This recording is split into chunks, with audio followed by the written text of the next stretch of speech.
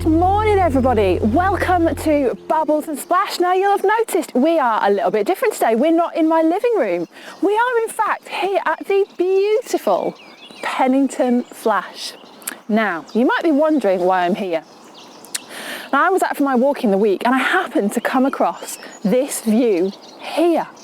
Now, last week we talked about Moses, and we talked about how baby Moses was put in a little basket to keep him safe from the soldiers who wanted to kill him. After Pharaoh had issued some rules about killing babies in his kingdom.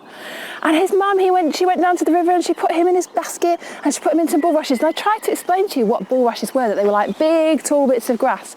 And this week when I was on my walk, I saw here these bulrushes. These are what bulrushes look like. Now, can you imagine Jochebed, baby Moses' mother, coming down with her little basket and putting him in the bulrushes down near the river? Imagine the Flash was the river, and leaving him there for someone else to find.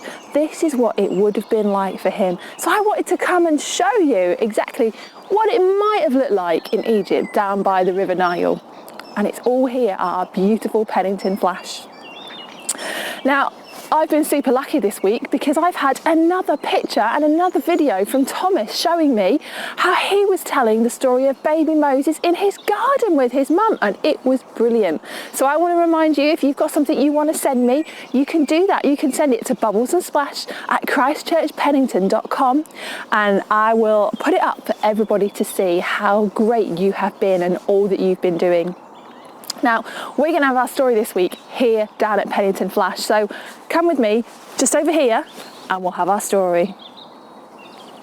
Well, here we are for our story. Now, our story is about Moses again, but we've moved on a little bit from last week where we were when Moses was a baby. Moses has grown right up, and he's grown up in the palace, and he has begun to see the things that were going on outside of the palace, the slaves that were being kept by Pharaoh. And he started to get really angry one day when he saw what was going on with these slaves, because the slaves were being beaten and treated really meanly by Pharaoh and by Pharaoh's men. And Moses got really quite angry about this, and he did something that he shouldn't have. He hurt one of Pharaoh's men, and he hurt him so badly that he killed him. And when Moses realised what he had done, he was scared and he was ashamed and he felt terrible. And he realised that he couldn't be in Pharaoh's palace anymore, and so he ran away, and he ran to the desert. And in the desert, he met a lady and he got married and they had children. And our story today finds us one day out in the desert with Moses tending his sheep. He was a shepherd. And so like most shepherds, he had a staff that he used to protect his sheep. And he would go out into the desert and he would look after his sheep and keep them safe while they ate and while they foraged from anything else that came around that might want to hurt them. And so Moses is out in the desert. Now, you've got to imagine we are in a desert, not in a place that's full of green stuff. And he's looking after his sheep when something caught his attention. It was a bush. But there was something strange about this bush. You see, this bush was on fire. Now, it wasn't unusual for bushes to be on fire in the desert because it was really hot. But this particular bush was very strange because this bush was burning, but it wasn't burning up. It wasn't being consumed by the fire. So Moses went over to have a closer look, and as he got nearer, God spoke to him from in the bush, and he said, "Moses, stop. Take off your sandals, for where you are standing is holy ground." So Moses at this point must have been a little freaked out and a little scared, but he did as God had said, and God continued to speak to him. And God said to him, he said, "Moses, I've seen what's happening to the slaves in Egypt, to your people, the Hebrews. I've seen the misery that Pharaoh is putting them through, and I'm going to rescue them, and I'm going to find a new land for them to live in where everything will be wonderful for them and they'll no longer have to be slaves.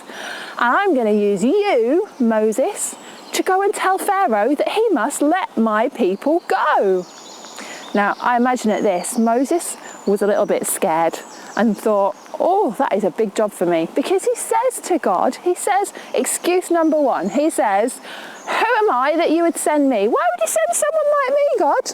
And God says to him, "Don't worry, I'll help you."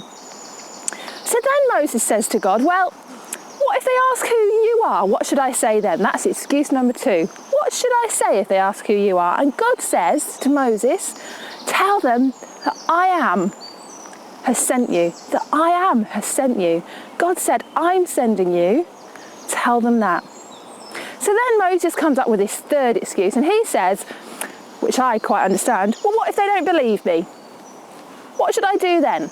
So God says to him, right, take your staff that you use for looking after your sheep and throw it on the ground. So Moses does as God says. He throws his staff on the ground, and as it hits the ground, it becomes a snake. And God says to him, right, take that snake by the tail. So Moses does. He very warily picks it up, and as he picks it up in his hand, it becomes a staff again for looking after his sheep. And God says, if they don't believe that, he said, try this one. Put your hand inside your cloak and take it out again. And as Moses took his hand out, it was white and full of disease and sickness. And God said to him, right now, put your hand back inside your cloak again. And he did. And when he took it out again, it was all healed and it was absolutely fine. And then God said to him, if they don't believe that, then do this. Take some water from the River Nile and pour it on the ground. And when you pour it on the ground, it will turn to blood. Well, God had given Moses lots of things to show Pharaoh, to show that he was coming from God. But Moses still didn't really want to go and do this thing that God had asked him to do. So he said to God, he thought, right, I've got it now. I know.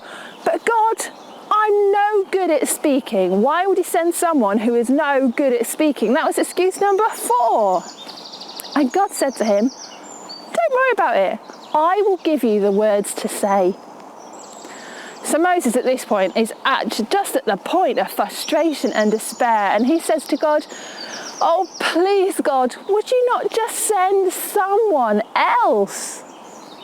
At this, God gets angry with Moses, really angry. And he says to him, oh, here comes your brother Aaron. I will send Aaron with you and he will do the speaking. You will tell him the words to say and he will do the speaking. But you must do all the signs and miracles, the staff being thrown to a snake and the hand turning to leprous. You must do those things. You must go to Pharaoh and you must ask Pharaoh to let my people go. Now, Moses was asked to do something by God, wasn't he? And he was kind of scared to do it. He didn't want to go back to Pharaoh. But God said, you need to be brave. I'm going to be with you.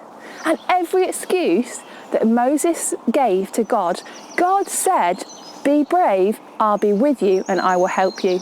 And you know, that stands for us today as well. I'm sure there'll be lots of things that we'll face that we're scared to do, but we can be brave and face them when God is with us. So next time you're faced with something that you're a little bit scared of, remember that God is with you and he will help you to be brave. We're going to go home now and do our craft activity because we can't do it out here. But it's a fun one to do. You're going to enjoy doing it and it'll give you something pretty fit in your home. So we're off now, back home, and I'll see you there for your craft activity.